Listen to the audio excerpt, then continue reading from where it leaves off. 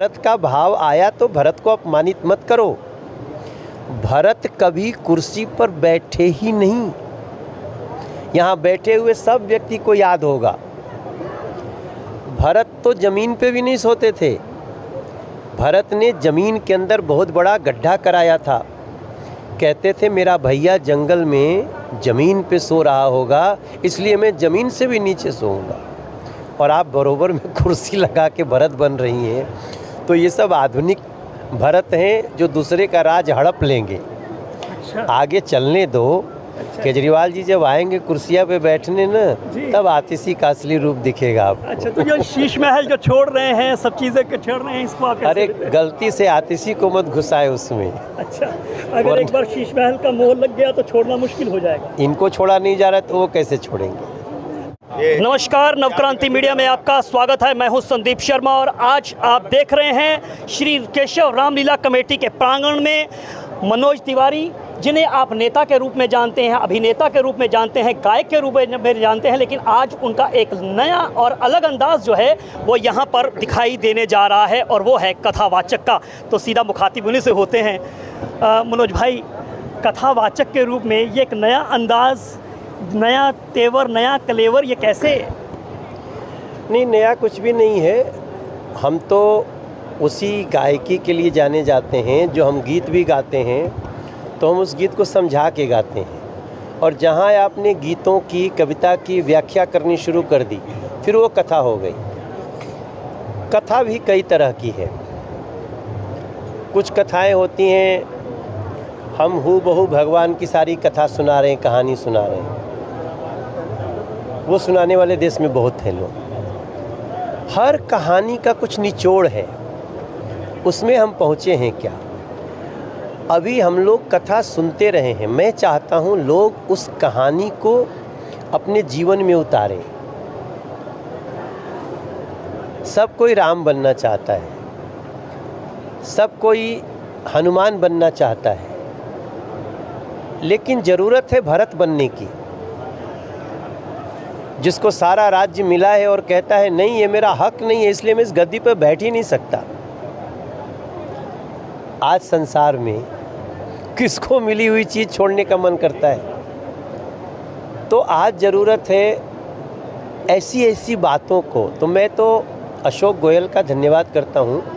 मेरे मन में बहुत दिनों से ये बात चल रही थी और पिछले साल जब मैं इनकी कथा में आया तो एक समय था जब कथा इनकी रामलीला ख़त्म हो रही थी, मुझे माइक दे दिया और जो लोग जा रहे थे वो रुकने लगे। थोड़ा इन लोगों को भी आनंद आने लगा। तो वहीं शायद जन्म हुआ इस विचार का कि यार मनोज तिवारी से ऐसे ही कुछ बातें करते हैं। मेरी कथा का नाम है जन जन के हैं राम। और मैं श्री केशव रामलीला कमेटी के सभी सदस्यों का धन्यवाद करता हूँ। उन्होंने मुझे आज एक नए रूप में उतरने को विवश कर दिया और मुझे लगता है ये लकीर बहुत लंबी होने वाली है अगर हनुमान जी ने चाहा तो। आपने कहा कि इसका बीजारोपण वहीं हो गया था जब पिछले वर्ष आप यहाँ पर आए थे। हाँ। मैंने वो उस समय भी मैं मौजूद था, संबोधन मैंने आपका सुना था। और आज आप एक नए रूप में आ रहे हैं और जो आपने जिक्र किया कि भरत का जिक्र किया कि भरत जो है वो कोई नहीं बनना चाहता, लेकिन एक भरत दिल्ली के अंदर दिखाई दे रही हैं। क्या कहना चाहती हैं जो कहती हैं कि खड़ाऊँ रख के जो है वो मैं इंतज़ार कर रही हूँ, ये सेवा जो है मैं उनके लिए ले रही हूँ। माननीय केजरीवाल जी जो हैं, पूर्व मुख्यमंत्री की जगह पर आतिशी, मैं इसमें जिक्र करना चाहूँगा। क्या कहना चाहते हैं? आजकल काफ़ी निशाने पर हैं, आप उनको ड्रामेबाज भी करार दे रहे हैं। नहीं, देखिए वो एक जैसे एक छोटी सी बात है, आप एक कुर्सी लगा रहे हैं किसके लिए? जिसको आप राम कह रहे हैं। तो राम बन गए थे तो कुर्सी पर कब बैठे थे? उन्होंने तो सिंहासन छोड़ दिया साहब। आपको तो 10 दिन के लिए कोठी नहीं छूट रही है, सांसद की कोठी मांग रहे हो। देखिए, कहने में और करने में बहुत अंतर है। ठीक है, उन लोगों की राजनीतिक बातें हैं, लेकिन भरत कब कुर्सी पे बैठे थे जरा हमको बता दें आतिशी जी। भरत की वो कुर्सी दिखा दो जिस पे वो बैठे हों। आप तो बराबर में कुर्सी लगा के बैठ रही हैं। अगर भरत का भाव आया तो भरत को अपमानित मत करो। भरत कभी कुर्सी पर बैठे ही नहीं। यहाँ बैठे हुए सब व्यक्ति को याद होगा, भरत तो ज़मीन पे भी नहीं सोते थे। भरत ने ज़मीन के अंदर बहुत बड़ा गड्ढा कराया था। कहते थे मेरा भैया जंगल में ज़मीन पे सो रहा होगा, इसलिए मैं ज़मीन से भी नीचे सोऊंगा। और आप बरोबर में कुर्सी लगा के भरत बन रही हैं। तो ये सब आधुनिक भरत हैं जो दूसरे का राज हड़प लेंगे। अच्छा। आगे चलने दो। केजरीवाल जी जब आएंगे कुर्सियां पे बैठने ना, तब आतिशी का असली रूप दिखेगा आपको। अच्छा, तो जो शीश महल जो छोड़ रहे हैं, सब चीज़ें छोड़ रहे हैं, इसको आप अरे गलती से आतिशी को मत घुसाए उसमें। अच्छा, अगर एक बार शीश महल का मोह लग गया तो छोड़ना मुश्किल हो जाएगा। इनको छोड़ा नहीं जा रहा तो वो कैसे छोड़ेंगे। आप रामायण पर भी जिक्र करते हैं, आप परशुराम का कल आपने जो है किरदार निभाया। आपने कहा कि परशुराम की व्याख्या जो है वो बहुत गलत तरीके से की गई, एक क्षत्रियों के बीच में और ब्राह्मणों के बीच में लकीर खींचने की कोशिश की गई। आज भी मैं इस प्रसंग को रखूंगा। देखिए, रामलीला ये रोज सीखने की, व्यवहार की किताब है Ramayana. What is good behaviour, वो रामायण में है, राम के चरित्र में है।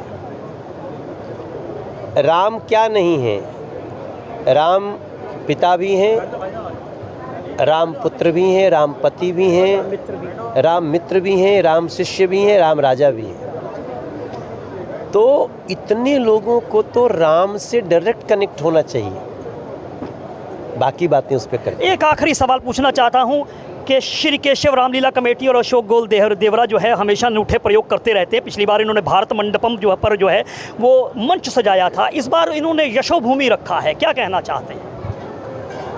देखो, ये जो श्री केशव रामलीला कमेटी है ना, इसमें बड़े अद्भुत अद्भुत व्यक्तित्व हैं।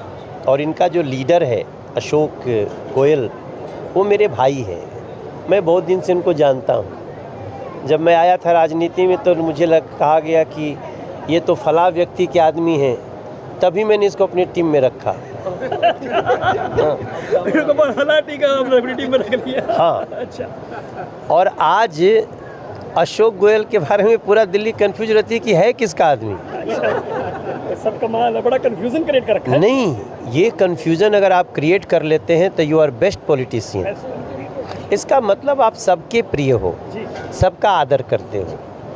तो केशव रामलीला मुझे लगता है नए नए प्रयोग कर रही है, और मैं चाहूँगा कि और नए प्रयोग हों और केशव रामलीला ऐसे ही फलती फूलती रहे। चलिए, बातचीत के लिए शुक्रिया। बहुत तमाम मुद्दों पर जो है बड़ी बेबाकी से साफ स्पष्ट बात जो है वो मनोज तिवारी जो है वो करते हुए दिखाई दे रहे हैं। तो देखिए, मनोज तिवारी का आज एक नया अलग अंदाज, एक नया तेवर, नया कलेवर। नेता अभिनेता के रूप में आप देख चुके हैं, गायक के रूप में देख चुके हैं, लेकिन आज आप उनको कथावाचक के रूप में देखेंगे। संदीप शर्मा, नवक्रांति मीडिया, दिल्ली।